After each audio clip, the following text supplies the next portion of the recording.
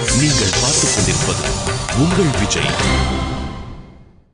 இங்க பாரு சரவணா, 3 லட்சம் ரூபா வாங்கியிருக்க, வெறும் டீ வாங்கி கொடுத்து ஏமாத்திராத. நல்ல பெரிய ஹோட்டலுக்காக கூட்டிட்டு போய் பெருசா ட்ரீட் வைக்கணும். கண்டிப்பா. டேய் அங்க பாருங்கடா, ஆல்கேட்ஸ்டா.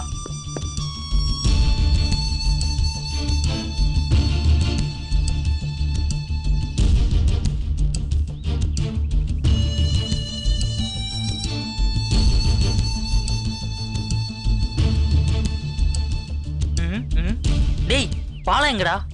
ஆல்கேட்ஸ் பார்த்தவனு பயந்து ஓடி இருப்பான்டா. பொழைக்க தெரிஞ்ச புள்ள.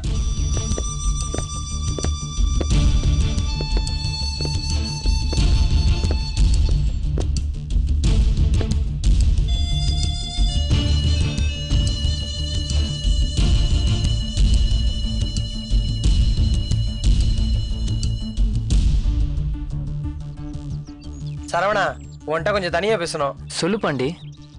அதான் தனியா பேசணும்னு சொல்றோம்ல, அந்த சில்ட்ரா பயலுக்கு கொஞ்சம் அனுப்பிடு. ஏ கொரில்லா, என்ன ஓவரா பேசுறியா? ஏய் கொரில்லா கிரிலானா அவனை காதை கடிச்சு துப்பி போடுவேன். சரவணா, உங்ககிட்ட கொஞ்சம் தனியா பேசணும். ஏய் நில்லுடா, அவங்களுக்கு தேவைன்னா அவங்கள வந்து பேசட்டும். டேய் அவனுக்கு தான் இது தனியா பேசணுங்கிறாங்களா? வா நம்ம போ. ஏய் நம்ம என்ன போனோம்? டேய் வாடா. அந்த பையன் போங்கடா போங்கடா, வந்துட்டாங்க பாடி கார்டு. நல்லா வருடா, நல்லா வருடா. சரவணா கங்க்ராட்ஸ் வாழ்த்துக்கள்டா. தேங்க்ஸ்டா. வாழ்த்துக்கள் சரவணா. தேங்க்ஸ் ஆல்கேட்ஸ். ரொம்ப கஷ்டப்படல சரவணன், அந்த கஷ்டத்துக்குலாம் உனக்கு பலன் கிடைச்சிருக்கு. பரிசு 3 லட்சமாம்ல, அப்ப லட்சாதிபதி சரவணன் சொல்லு. ஏன் நண்பா ஓட்டுறீங்க? திறமை இருக்க ரொம்ப பேரால வாழ்க்கையில ஜெயிக்க முடியுதுல்ல சரவணா. திறமை மட்டும் இல்ல, அதிர்ஷ்டமும் கூட இருக்கணும். அதான் உன் திறமைக்கு சரியான அங்கீகாரம் கிடைச்சிருக்கு. உனக்கு என்ன வேணாலும் கேளு, சித்திக்கிட்ட சொல்லி நான் ஏற்பாடு பண்றேன். ரொம்ப தேங்க்ஸ் ஆல்கேட்ஸ். அட தேங்க்ஸ்லாம் சொல்லி நட்பை ஏன் நண்பா அசிங்கப்படுத்துற? அப்புறம் சரவணா, திவ்யாக்கு இந்த விஷயம் தெரியுமா? தெரியுமே. தானே பார்த்தேன், திவ்யாக்கு தெரியாமலா இருக்கும். சரவணா, உன்னுடைய கவிதையை நான் படித்தேன், அதில் ஒரு பிழை இருந்தது. என்ன பிள்ளை? சொற்பிழை அல்ல, பொருட்பிழை. டேய் ஒரு பிழையும் அல்ல, யூ கண்டினியூ. சரி நண்பா, இன்னும் நீ நிறைய ஜெயிக்கணும், இந்த உலகமே உன்னை பாராட்டணும். அது வரைக்கும் ஓடுறத விட்டுறாத, நாங்க வரோம். ஆல்கேட்ஸ் ஒரு நிமிஷம். சரி நீங்க போங்க, நான் வரேன். சரி மாப்ள. சரி பைடா. வர சரவணா. சொல்லு சரவணா. ஆல்கேட்ஸ் நான் உனக்கு கேட்பேன், தப்பா எடுத்துக்க கூடாது. சொல்லு சரவணா. நீயும் நானும் ஒரு 4 தடவை பேசியிருப்போம். ஆனால் எனக்கு ஒரு நல்லது நடந்தோடனே தேடி வந்து விஷ் பண்ணுறீங்க. இவ்வளோ நல்லவங்களா இருக்கிற நீங்க எதுக்கு இந்த அடிதடிலாம்? சூழ்நிலை நண்பா. நான் நல்லவனா இருக்கலாம்னு பார்த்தா கூட சுற்றி இருக்கவங்க என்ன கெட்டவனா காட்டுறாங்க. நான் கோவப்படுறதா உனக்கு தெரியும், என்னை கோவப்படுத்துறவங்களை பற்றி உனக்கு தெரியாது இல்லை. நான் பிரச்சனை பண்ணணும்னு எதுவுமே ஆசைப்பட்டு பண்ணல நண்பா. நான் அப்படி சொல்லலை, ஃப்ரெண்ட்ஸுக்குள்ளே அடிச்சுக்கிறத பார்க்குறப்போ ரொம்ப கஷ்டமாக இருக்கு. எனக்கும் தான். என்ன பண்ண சொல்ற? பண்ண வைக்க சொல்றாங்களே. நான் தப்பா எதுவும் கேட்டிருந்தேன்னா என்னை மன்னிச்சிருங்க. எனக்கு கேட்கணும்னு தோணுச்சு, அதான் கேட்டேன். சச்சா, ஏன் சகோ பெரிய வார்த்தைலாம் பேசுற? உனக்காக வேணா நான் ட்ரை பண்றேன். நான் வரேன், பார்ப்போம்.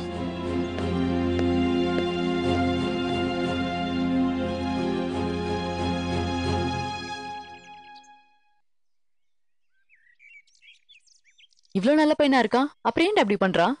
ஆல்கேட்ஸ் கிட்ட பேசி பார்க்கலாமா?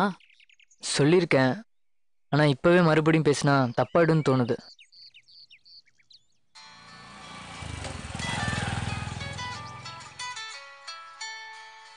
யாரு? தெரியல, ஏதோ அன்னோன் நம்பர். ஓ பேசு. ஹலோ.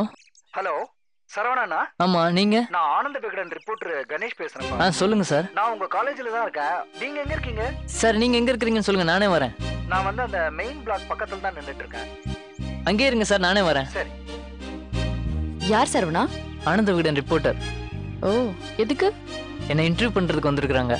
ஓ இன்டர்வியூவா? இன்டர்வியூ கொடுக்குற அளவுக்கு ஆயிட்டியா சரவணா? ரொம்ப சந்தோஷமா இருக்கு. அவர் மெயின் பிளாக் பக்கத்துல தான் வெயிட் பண்றாரு. சரி போயிட்டு வா. நீயும் கூட இருந்தா கொஞ்சம் நம்பிக்கையா இருக்கும். சரி வா.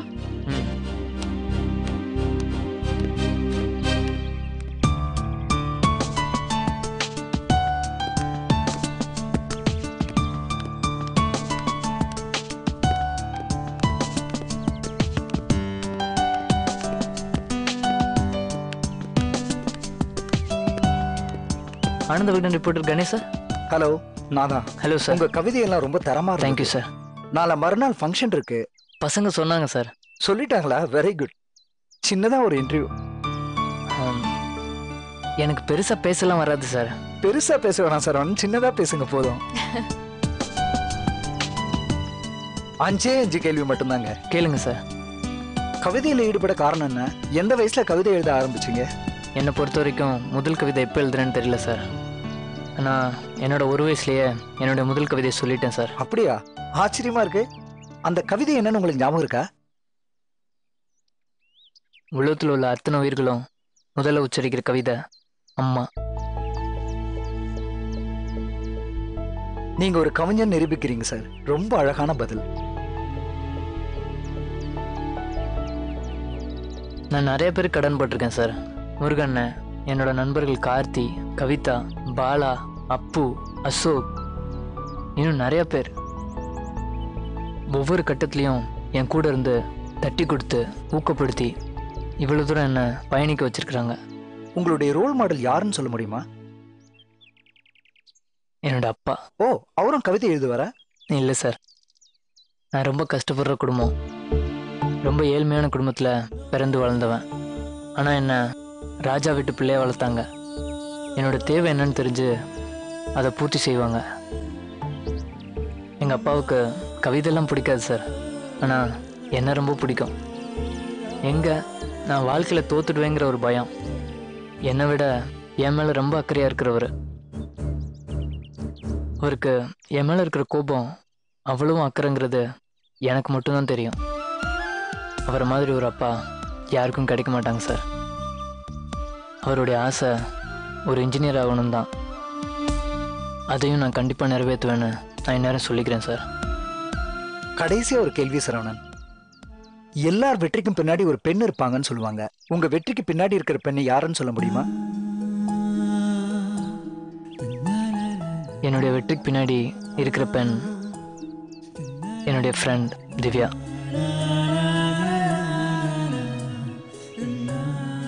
அப்படியே உங்களை ஒரு போட்டோ ஒன்று எடுத்துக்கிட்டோமா? Okay sir. தேங்க்யூ.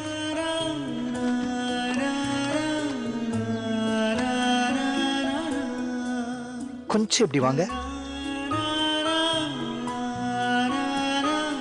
ஓகே, கொஞ்சம் ஸ்மைல் பண்ணுங்க ப்ளீஸ்.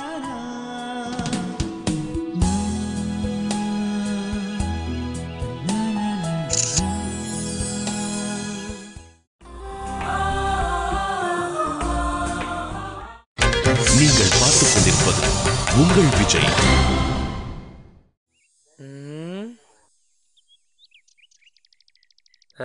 டேய் சிவாஜி, அவங்க என்னதான் நம்ம எதிரியா இருந்தாலும் தங்கமான பயிலுகடா. என்னடா திடீர்னு எதிரிகளுக்கு சப்போர்ட் பண்ணி பேசுற? கேண்டீன்ல வடை வாங்கி கொடுத்தாங்களா? டேய் என்னடா என்ன அவ்வளவு சல்லீசா நினைச்சுட்ட? பின்ன திடீர்னு எதிரிகளுக்கு சப்போர்ட் பண்ணி பேசினா என்ன பண்ணுவாங்க? சந்தேகப்படதான் செய்வாங்க.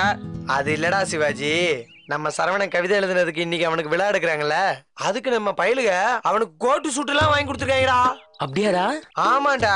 இந்த காலத்துல எந்த பிரதிபலனும் எதிர்பார்க்காம கூட படிக்கிற ஃப்ரெண்ட அழகுபடுத்தி பார்க்கணும்னு நினைக்கிறாங்களே, இந்த மனசு வேற எவனுக்குடா வரும்? ஆனா ஒண்ணுடா, இந்த மாதிரி விஷயத்துல அந்த பசங்களை அடிச்சுக்கவே முடியாதா?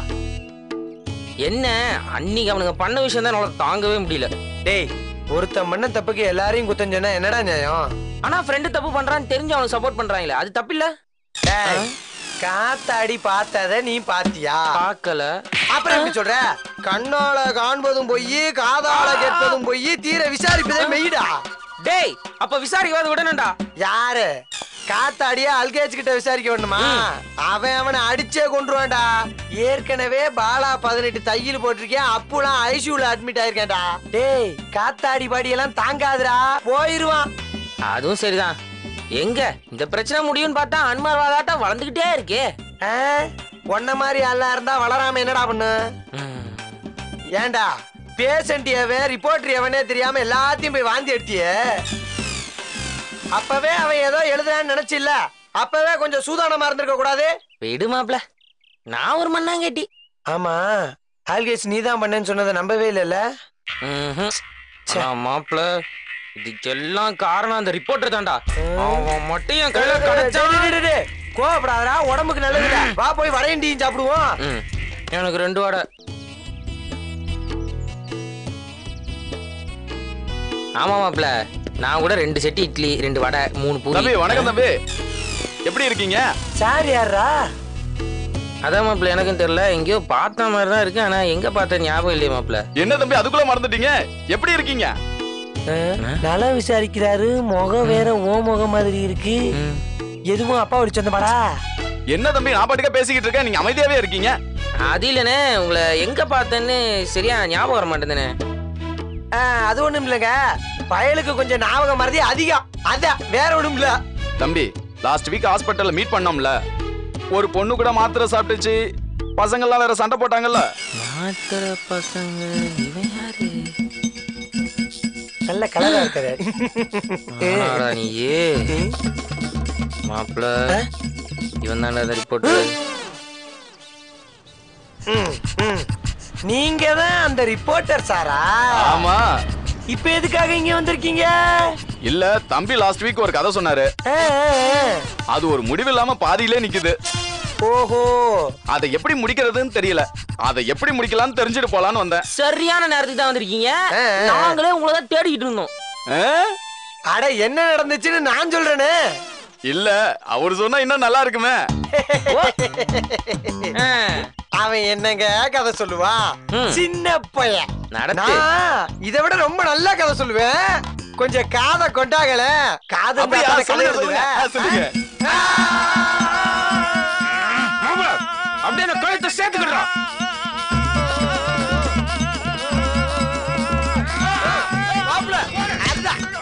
கதை ஊரை தூக்கி ஒரேல போட்டு, இதுக்கு ஒரு பைய வேற, உனக்கு ஒரு சட்டை வேற. கல்ல தூக்கி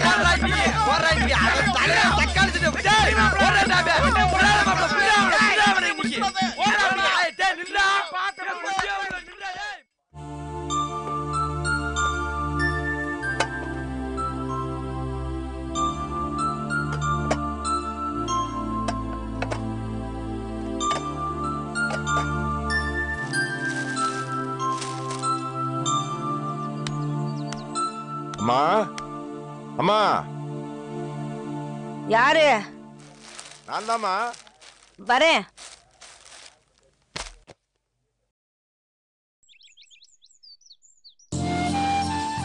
அண்ணே வாங்கண்ணே, எப்படி இருக்கீங்க? நல்லா இருக்கமா, நீ நல்லா இருக்கியா? அண்ணில அப்படி இருக்காங்க. எல்லாரும் நல்லா இருக்காங்க. வாங்கண்ணே, உள்ள வாங்க, உட்காருங்க.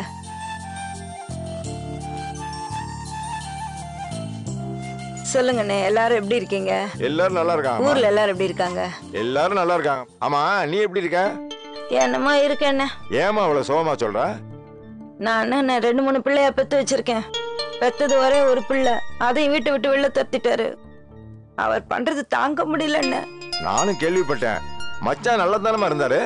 அவர் நல்லா தான் இருக்காரு, ஆனா ஏன் தான் இந்த விஷயத்துல இப்படி பண்றாரோ தெரியல.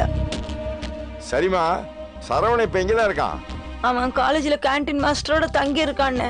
என்னதான் யாராவது அடைக்கலம் கொடுத்தாலும் நம்ம வீட்டுல இருக்கிற மாதிரி வெளியில இருக்க முடியுமா? நீயாவது வீட்டுக்கு கூட்டி வர வேண்டியானே. என்னென்ன இப்படி பேசுறீங்க? அந்த மனுஷனை பத்தி தான் உங்களுக்கு தெரியும்ல, அப்புறம் என்னையே ஒதுக்கிடுவாரு. அம்மா கவலைப்படாதம்மா, நான் வேணா மச்சான் இதை பத்தி பேசவா? நான் ஊத்தி உங்களை உட்கார வச்சே பேசிட்டு இருக்கேன். என்னென்ன சாப்பிடுறீங்க? நீ உட்காருமா, எனக்கு ஒண்ணும் வேணாம், நீ முதல்ல உட்காருமா. பொண்ணுக்கு கல்யாணம் வச்சிருக்கேன். யாரு? நம்ம கவிதாக்கா? ஆமாம்மா. சின்ன பசங்களா விளையாடிட்டு இருந்தா இப்ப அவ்வளவு பெரிய மனுஷி ஆயிட்டாளா? பொண்ணுக்கு காலகாலத்துல கல்யாணம் பண்ணிட்டா நமக்கு பாரம் குறைஞ்சிரும்ல. ஆமாண்ணே.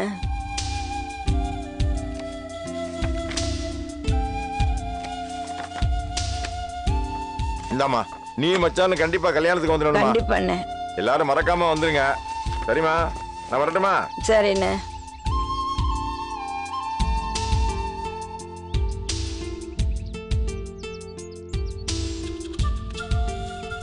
அப்ப நான் போயிட்டு வரமா? போயிட்டு வாங்கண்ணே. அம்மா. சரவணா, 100 ஆயிடுச்சா உனக்கு? இப்பதான்டா நினைச்சேன் உன்ன. எப்படிமா இருக்கிற? நல்லா இருக்கிறியா? வாடா, வா. அம்மா உள்ள வா. என்னடா யோசிக்கிற? அப்பா அவர் கடக்கார், வாடா உள்ள வா. வாடா உட்காருடா.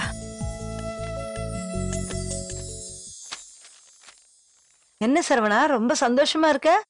ஆமாம்மா, நான் எழுதின கவிதை ஆனந்த விடனில் தேர்ந்தெடுத்து எனக்கு பாராட்டுல வச்சிருக்கிறாங்கம்மா. அது மட்டும் இல்லைம்மா, அதில் எனக்கு 3 லட்சம் பரிசு கிடைச்சிருக்கு. நிஜமாவா? எனக்கு எவ்வளவு சந்தோஷமா இருக்கு தெரியுமா? என்னாலே நம்ப முடியலம்மா. நான் கும்பிட்ட கடவுள் உன்னை கைவிடலப்பா. இவ்வளவு நாள் பட்ட கஷ்டமெல்லாம் வீணாகல. மா அல்லாதம்மா, இனிமே நம்ம கஷ்டப்படவே தேவையில்லை.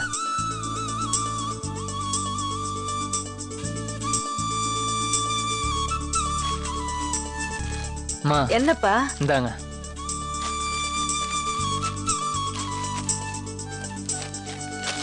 என்ன சரவணா அது? உனக்கு புடவையும் அப்பாவுக்கு பேண்ட் ஷர்ட்டும் வாங்கிட்டு வந்திருக்கேம்மா.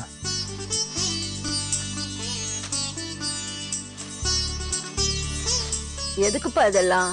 ஏமா நல்லா இல்லையா? அப்படி இல்ல ராசா, நீ நல்லா இருந்தாலே எனக்கு போதும்டா.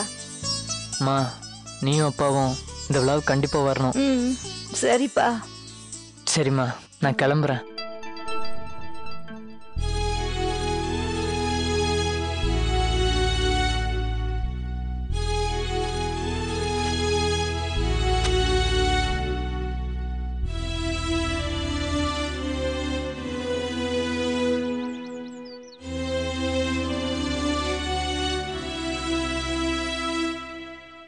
மா கண்டிப்பா வந்துருவீங்கல்ல? கண்டிப்பா வருவேன்டா. சரிம்மா, நான் போயிட்டு வரேன்.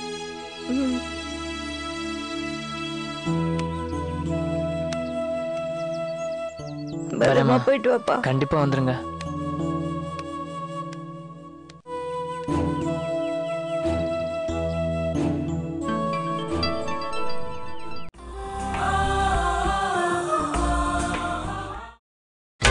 நீங்கள் பார்த்துக் கொண்டிருப்பது உங்கள் விஜய். ஆமா, உன் ஒய்ஃப் இப்போ எப்படி இருக்காங்க? முன்ன விட இப்போ கொஞ்சம் பரவாயில்ல. ஆஹா, சரி வா டீ சாப்பிட்டு போவோம். சாப்பிடலாமே. அண்ணே 2 டீ, 1 சக்கரை கம்மியா போடுங்க. வயசாக இந்த நோயும் கூட வந்துருதுப்பா. இப்போ வர நோயெல்லாம் நம்மள மாதிரி ஏழைங்களுக்கு தான் வருது.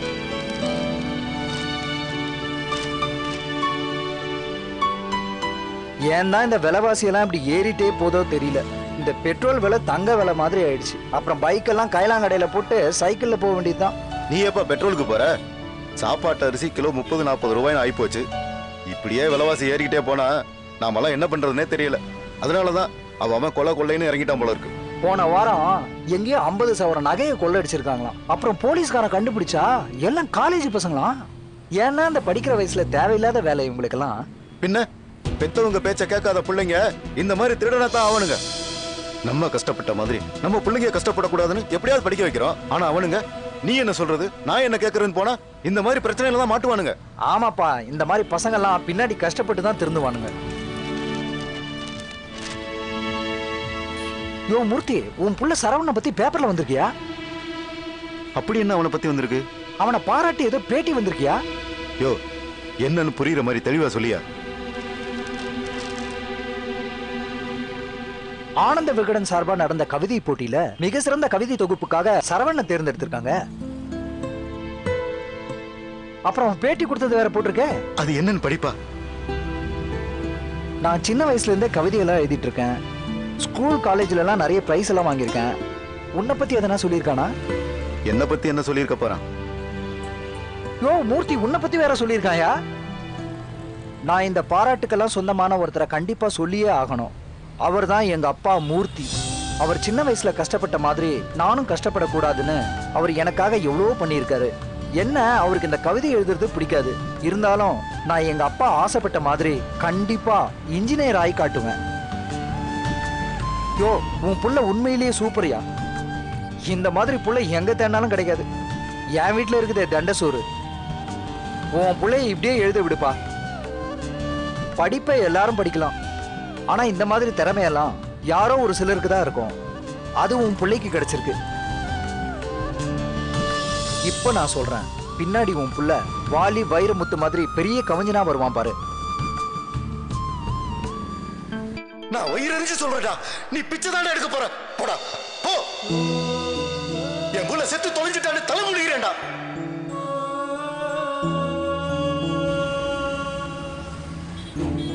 சரவணா, நான் உன்னை எவ்வளவோ கஷ்டப்படுத்தி இருந்தாலும் உங்க அப்பனை பத்தி பெருமையா பேசியிருக்கியடா. என்னை மன்னிச்சிடா, என்னை மன்னிச்சிடா சரவணா.